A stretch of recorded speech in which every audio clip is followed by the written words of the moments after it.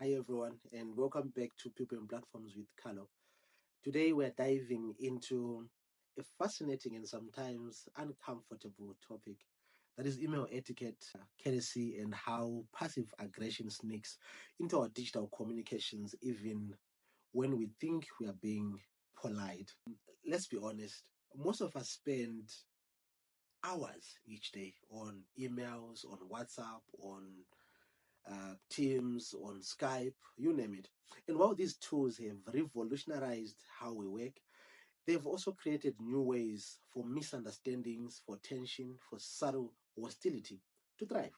Because here's the truth, it's often not what you say, but how you say it.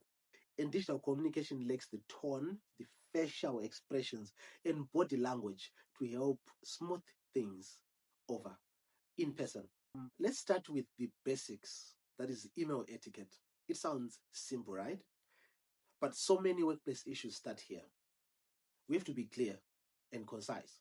Long rambling emails waste time and increase the possibility of misunderstandings. You have to stick to your point and avoid unnecessary jargon.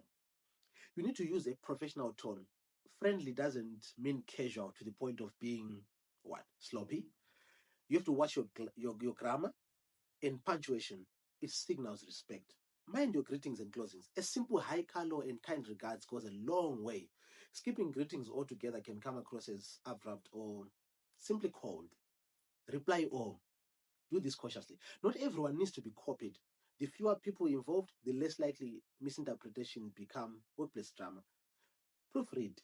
Typos can look careless and autocorrect is embarrassed all of us at least once. These basics are not just about politeness, it's about clarity, respect, keeping communication efficient. But then let's look into the juicy part, passive aggression in digital communication. Digital spaces are perfect breeding grounds, I tell you, for subtle hostility because it's easy to hide behind polite words. Ever seen any of these lines? Maybe as per my last email, as previously discussed, just circling back on this and thanks in advance, or my personal favorite. Not sure if you saw my earlier email or three earlier emails. These phrases can be completely harmless or they can be dripping with frustration, annoyance, or sarcasm. Let's look at per my last email. In theory, it's factual, but often it's actually you saying, "Did you even read what I sent to you?" Or take thanks in advance. It's polite, right? But sometimes it's a subtle way of saying, "I expect you to do this." Passive aggression thrives in digital communication because people want to express irritation or urgency without being openly confrontational. It's a way to vent while keeping a polite facade. The problem is that it hurts relationships and it escalates misunderstandings. And tones may vary across cultures, which complicates this whole thing.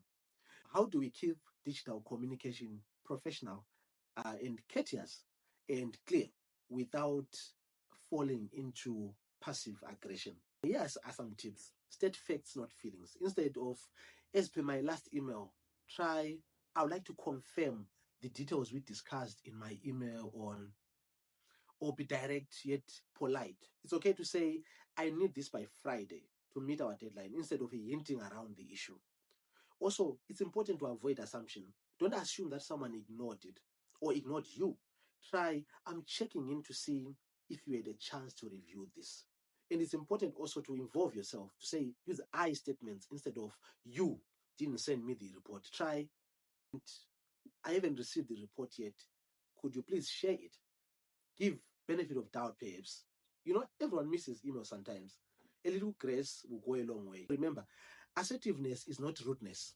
It's being clear and respectful at the same time. Tricky balance, I know, but it's important to do it. Here's the takeaway. Digital communication should build bridges, not walls. Courtesy is essential, but real courtesy doesn't disguise frustration or pressure. Next time you type, per my last email, you pause and ask yourself, am I being clear or passive aggressive? Is my tone respectful? Perhaps. How would I feel receiving this email? Digital etiquette isn't about avoiding mistakes. It's about creating a work culture that is kind, respectful, and honest. Thanks for tuning in to People and Platforms with Carlo. Until next time, remember, communication is not just words, it's how we make people feel. Thank you. Cheers.